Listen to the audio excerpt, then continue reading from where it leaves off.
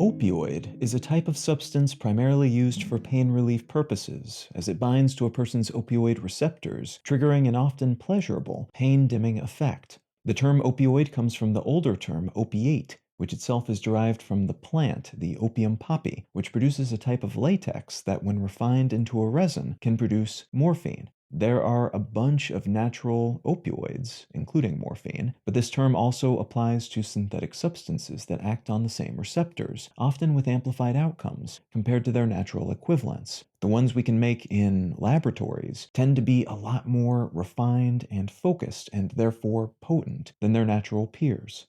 Some synthetic opioids, like codeine, are included in drugs like cough syrup, while other opioids require prescriptions, and the former, weaker variants are typically capable of reducing mild amounts of pain or helping with coughs, though some earlier studies showing that these opioids were solid cough suppressants have not replicated in more modern studies, so the jury is still out on that use case. While the latter, more potent opioids are optimized to target medium and higher grade pain, like that experienced by chronic pain sufferers or the sort of pain you might have after suffering burns or surgery. Even milder opioids are being kept behind the counter and only available for limited sale at times, and in some cases, the sales are even tracked by the government because of the side effects inherent in this category of drug. One major side effect, and arguably the most pressing one, is that opioids can be highly addictive, users of any amount potentially developing a physical dependence on the drug because of our body's tendency to develop a tolerance to its effects.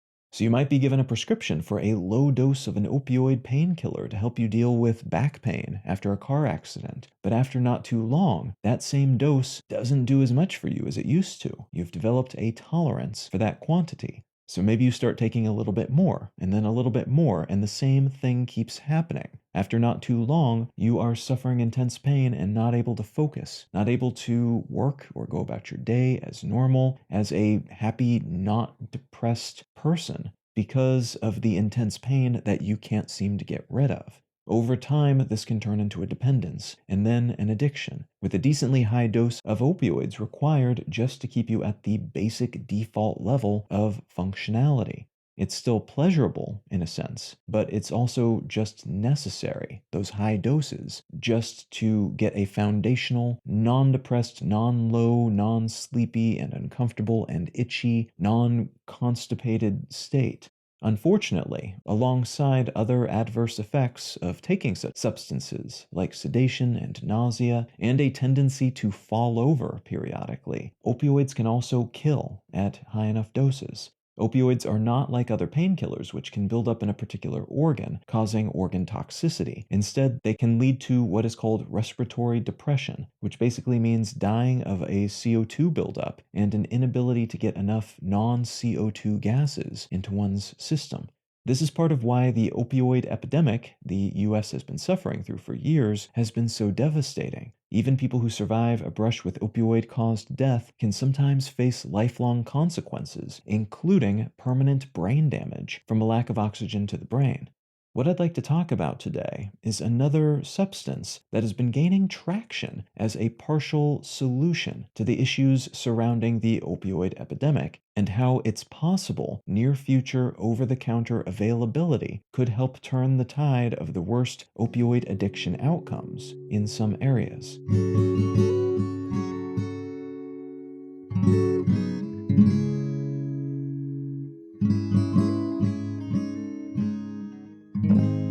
You're listening to Let's Know Things. I'm Colin Wright. Let's Know Things is an independent, listener-supported show. If you're enjoying what you hear, consider becoming a supporter. The simplest way to do that is to become a patron at patreon.com/letsknowthings, but you can also support this and all of my work at understandry.com. Folks who support this show via either of those methods gain access to an additional episode of the show each month and an ad-free version of the show. A great big thanks to everybody who's already helping to support Let's Know Things, and thank you in advance if you're considering doing so in the future. All right, let's get back to the show.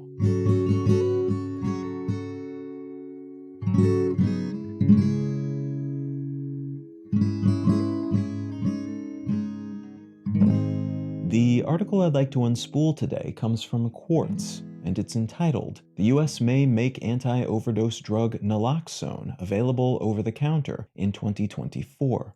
Fentanyl is an opioid that was first made in Belgium in 1959 as part of a larger effort to identify potential opioids, and it was mostly used in those early days as a component of fentanyl citrate, which was used as a general anesthetic from 1968 onward. In the mid-1990s, a patch that used a type of alcohol-based gel to slowly administer drugs over a period of 2 to 3 days was developed, and this led to the production of fentanyl patches, which were released shortly before a fentanyl lollipop. These two administration methods becoming go-to options for delivering pain-reducing opioid effects to patients steadily over time, in the case of the patch, and all at once, in the case of the lollipop. Other delivery methods were developed later, like the 2009 dissolvable film that was applied to the inside of a patient's cheek, slowly releasing different dosages of fentanyl over time, primarily for pain management use in cancer patients. But whatever its dosage and use case, fentanyl has been a controlled substance in most countries that control such things since the mid to late 20th century, and those controls are the result both of knowledge about how potent this drug is and how easily it can cause serious damage, including opioid overdoses to those who take it, and knowledge of earlier epidemics, like the one that Estonia has been suffering through since mid-2000, when a year-long opium poppy ban in Afghanistan, which produced about 90% of the world's heroin supply at the time, led to a global shortage of the drug, which in turn led to a period of watered-down street drugs for folks in the wealthier world and heightened black market use of buprenorphine, an opioid commonly used to treat heroin addiction, in parts of the Middle East and Asia, like Pakistan and India, alongside a few northern countries like Finland. But in Estonia, those other options didn't take off, and it's thought that was because of the country's geographic adjacency and strong cultural and business ties with St. Petersburg, Russia, where fentanyl labs were popping up all over the place.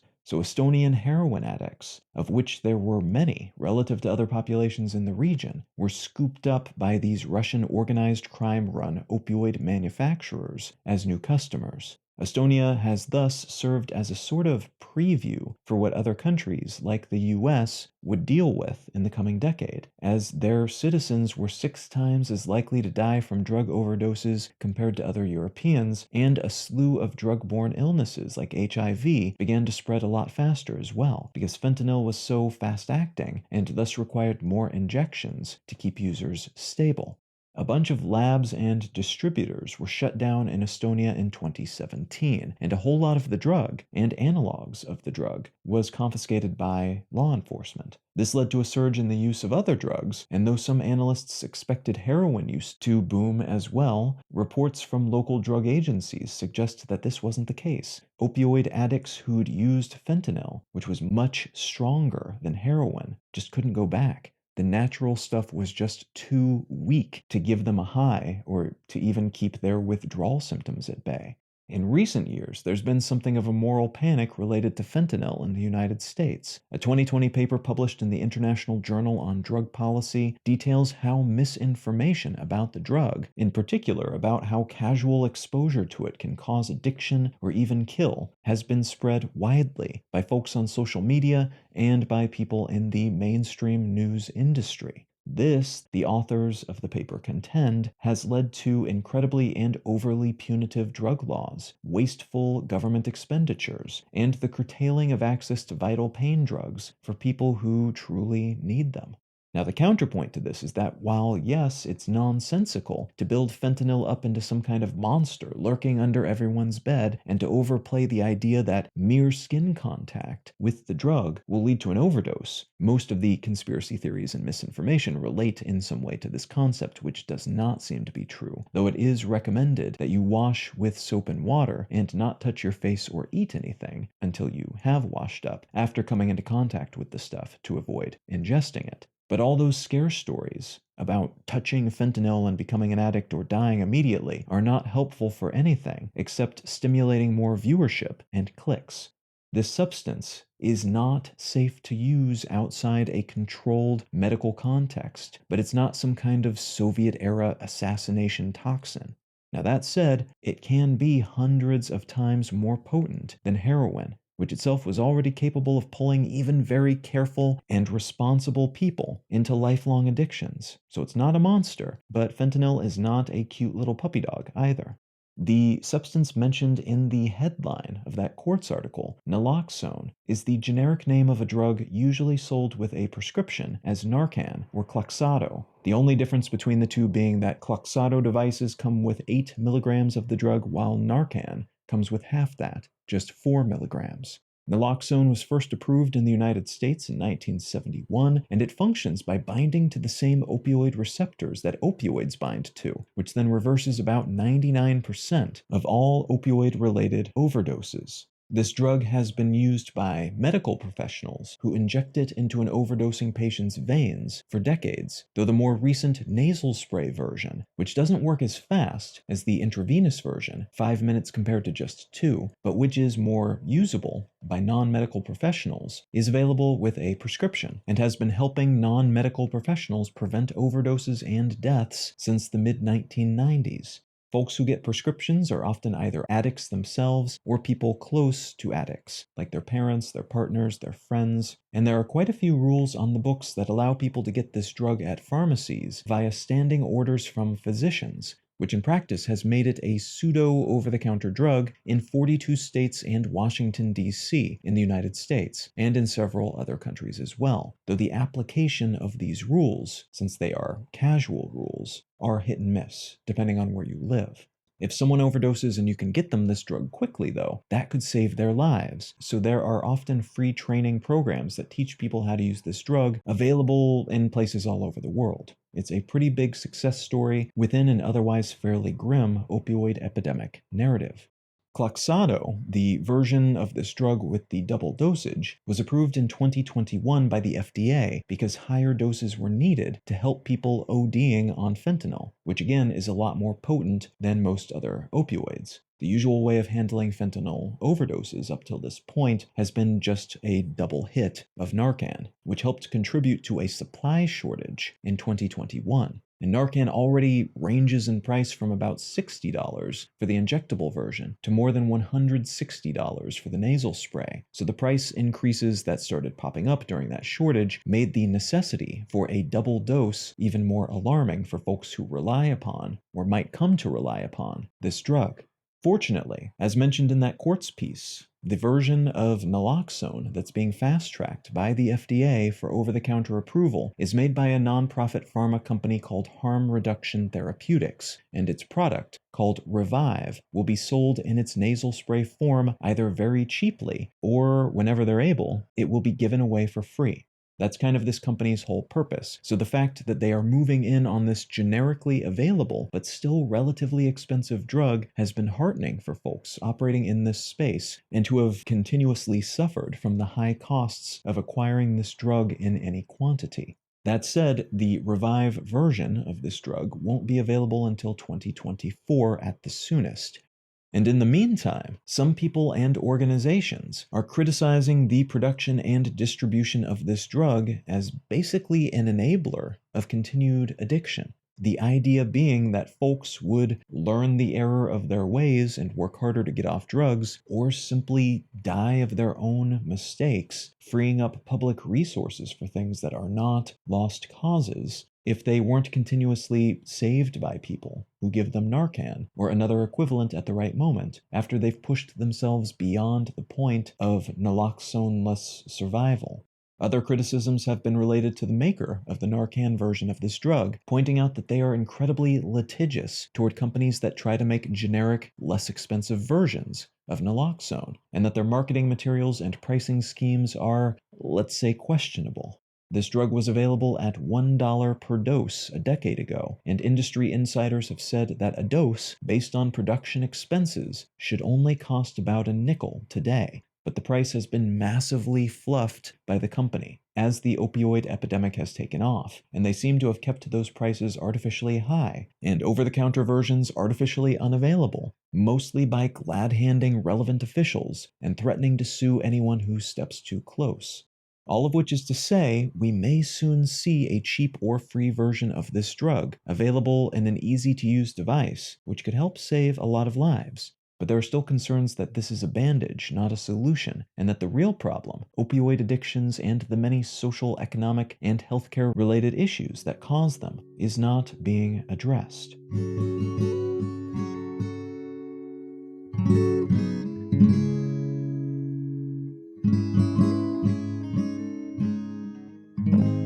If you're enjoying Let's Know Things, consider becoming a supporter. Folks who contribute monetarily at patreon.com/letsknowthings or at understandery.com gain access to an ad-free version of the show and an additional episode of the show each month. A great big thanks to everybody who's already helping to support this show, and thank you in advance if you're considering doing so in the future.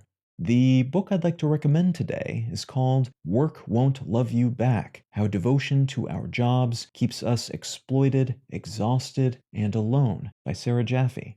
This book fundamentally reinforces and reinforces and reinforces the thesis statement that we are taught culturally to commit ourselves to our jobs more than our jobs, because of the nature of businesses and how they're set up and the way that capitalism works, could ever be committed to us. That's kind of what most of the book keeps coming back to. But that argument is made very well, very convincingly, and at times in anger-inducing ways, for me at least, over the course of this book, with example after example after example of why it's probably a good idea to, for lack of a better way of saying this, look out for number one, take care of yourself when you are considering your career prospects, rather than thinking about your work as an extension of your personal life, your personality, or your worthiness as an individual. Now, if any of that sounds interesting to you, consider picking up a copy of Work Won't Love You Back by Sarah Jaffe.